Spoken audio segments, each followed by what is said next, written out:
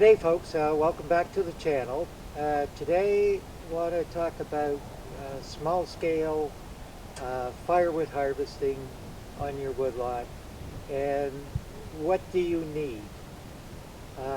We've already talked about, I think it's video 28, about kind of your chainsaws and that personal equipment you need, but you also need some way to move that wood from the woodlot, get it out. So we'll start with Ralphie, and I just want to show you what kind of stuff I go out with. It doesn't really matter whether it's Ralphie or with a tractor. First of all, 2 chainsaws, and with them, of course, in these cases is hearing protection, gloves, spare chains, files for sharpening, etc., etc. All the small stuff. Now, you didn't always carry 2 chainsaws. Well, no, there was a time I only had 1, so. But you prefer the 2 for?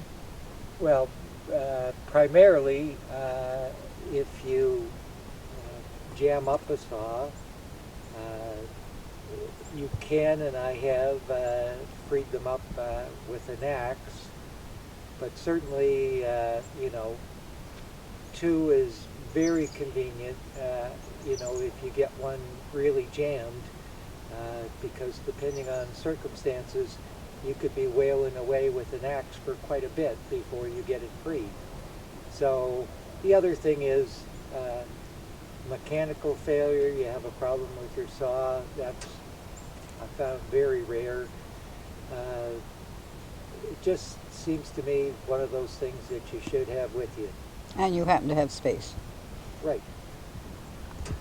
So the other things will come around over here. Okay, so what do we have in Ralphie? Well, you won't need a camera bag, forestry helmet,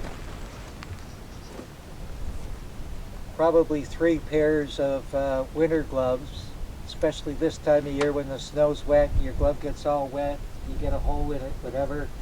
You need that. Chain oil, gas cans over here, chainsaw chaps, cant hook, doesn't hurt, tow rope, chain, pulp hook, abused wedges, something to whack the wedges, more and more wedges because you don't know how big that tree is going to be.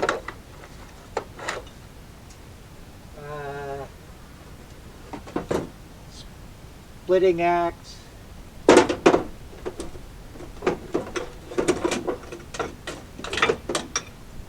axaroon. What I love about this is digging stuff that's buried down in the snow. You don't have to go crawling into the snow to dig it out. Gas. And you'll notice nowhere in there is there room for a wife or videographer. That's right. Videographers need lots of exercise because they don't have a really hard job to do. I mean, technically it's hard. Physically not so much. Physically not so much. So that's just a sample. So somewhere, I mean, you obviously don't have to have all this stuff. To my mind, it's sure convenient that if you need it, you got it with you. Making many long trips, walking out or occasionally driving out, but I'll usually walk to pick up something that I don't have that I need. And this video is not particularly about Ralphie as the ultimate solution, but to just look at how what you need to think about when you head out to do this. Now, with Ralphie though, or any of these UTVs, if I take the chainsaws out I can get a fairly decent haul of wood. I couldn't tell you exactly. I pile it up to about here. It's 4 foot wide. If I drop the tailgate down, uh, I could put in 3 stacks of 16-inch wood. And what I like too about Ralphie is he's a nice convenient height for loading and unloading, so you're not bending down a whole lot. Anyhow, the other thing is, as far as a footprint in the woodlot goes, this is by far the smallest type of vehicle that I've seen around, that for getting in between trees if you're actually going into your woodlot driving. Unless you had a horse. A horse is excellent. You can't carry a lot. I don't know. I've never seen chainsaws strapped onto a horse, and I don't think they'll carry gloves.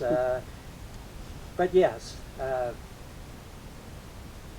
but in terms of, you know, maneuverability and overall impact within the woodlot, an ATC UTV, I really think it's hard pressed to find something better. While I think of it, Forest Connect, that's the extension program of Cornell University in New York, have also done a video on, I believe they call it small scale logging in the woodlot, something close to that. And they show some equipment that I don't have, such as logging arches that you can use with a ATC, and some other stuff I think you'll find interesting. Anyhow, we'll move on to some other options. Well, one thing you have to say is there certainly have lots of old equipment around. This is an old trailer, haven't used it very much. It has a standard trailer hitch on the front, but certainly moved some firewood around in it. Haven't really used it out in the woods. The problem with trailers, it's probably the box is 8 foot, and then you got a couple of feet of trailer hitch tongue, and unless you have a circuitous road, in other words, so that you can drive around without ever backing up and turning, regardless of what you're moving with a trailer, you need a considerable amount of space to get these things turned, which means you're either damaging trees or you're cutting down trees just in order to get your ding-dong trailer turned around. Another option that I've used quite a lot is this fellow here. Very specifically sized for ATC UTV. I bought it 6 or 8 years ago, before I had Ralphie, long before. It can carry probably a quarter of a cord plus. It's rated for 2,000 pounds, which if you could fit it all in there would be about a half a cord. Came with a manual winch, and you can actually use that. This box will come off, leaving you just with this frame here and here that you can set logs in this way. So you can take 8 foot, 10 foot logs and stack them in this way. Or you could actually just take the this here Back, put the back off. Rear back will come right off too. One nice thing about this for going through the woods and rougher, these are what's called bogey wheels. Uh, Rather than a standard trailer where the two axles move totally together, these pivot on like a rocking arm, so that this wheel will start to climb over a stump while this still remains back in contact with the ground carrying the weight. Where with a standard dual axle trailer, once this wheel starts to climb, the whole trailer climbs. So these are convenient and a nice feature for working over rough ground. Now this is a standard setup that would have been used on most farms, and in fact was used by Debbie's dad certainly up into his 60s. Two-wheel drive Massey Ferguson, I think, tractor with the what's called cork chains. They're a big steel ring with cleats in them, and he and this trailer have been all over this property in the wintertime. Of course, he got stuck, according to his son, numerous times too. But it's amazing what he was able to do with this. Of course, in those days, you could bring out 4-foot pulp, which you could manually load, and that's exactly what he did. Generally, when you're doing something like this, I would highly recommend you put all your heavy stuff down at the bottom so that you're not trying to get your biggest hunk of pulp up or firewood up at the top. But these are generally all sized that they will take if you fill them right up about exactly 1 quart of wood. And just tow along behind. Well, they're specific for a tractor because they don't have a trailer ball on them. None of the ones I've seen have. Yeah, and basically it will show you quickly another trailer, and I used it here for a number of years with, again, just pulled behind a two-wheel drive tractor. But I, unlike her dad, I stuck to the roads. And didn't get stuck nearly as often. Well, I didn't have cork chains either, so that was another deal breaker in terms of really going into the woods. We'll move on. Okay, so here's another old trailer. This one I had myself since probably very early 1980s. So we've been together for 40 years or more by now. Down in here, I have in place welded a couple of brackets. This is where I could set my chainsaw in, my gas. No room for all of the stuff, or nearly all of the stuff I can fit in Ralphie, but it certainly got me by for a number of years. Back in the old days, they used to use just a stick of hardwood, usually smaller size birch, but I welded these on. And again, these work great, but again, the problem is that whole turning and maneuvering that, you know, when you have them out in the woods. And of course, what woodlot doesn't have or shouldn't have an old pickup truck? Today, this is now used as my tool storage for the sawmill. Bandsaw blades, a couple of wrenches, an axe, gloves, all those things that I might need at the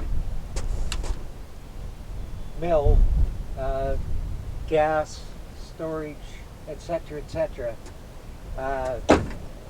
Pickups are great in terms of you can store all your stuff in them.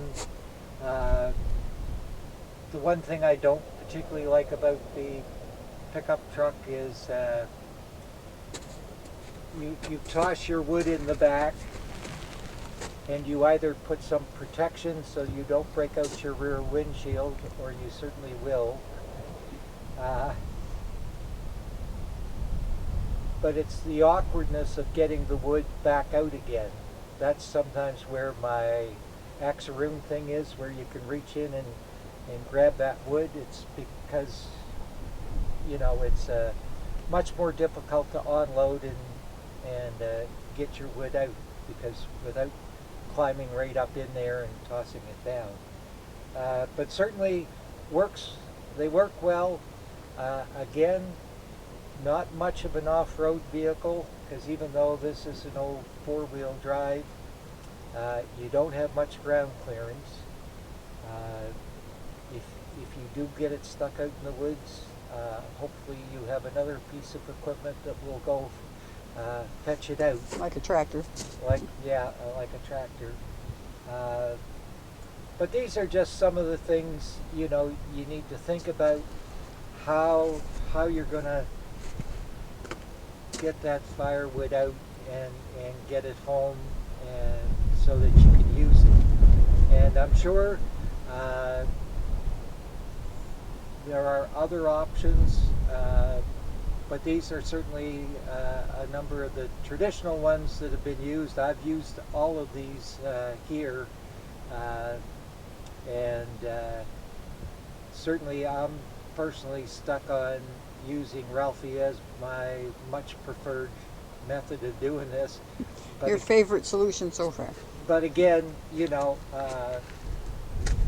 you start out like I did with what you have, which wasn't too much, and then you gradually try and improve upon it over the years as you go. Anyhow, thanks for watching. Hope this was some use to you, and stay safe. We'll see you on the next video. Catch you next time, guys.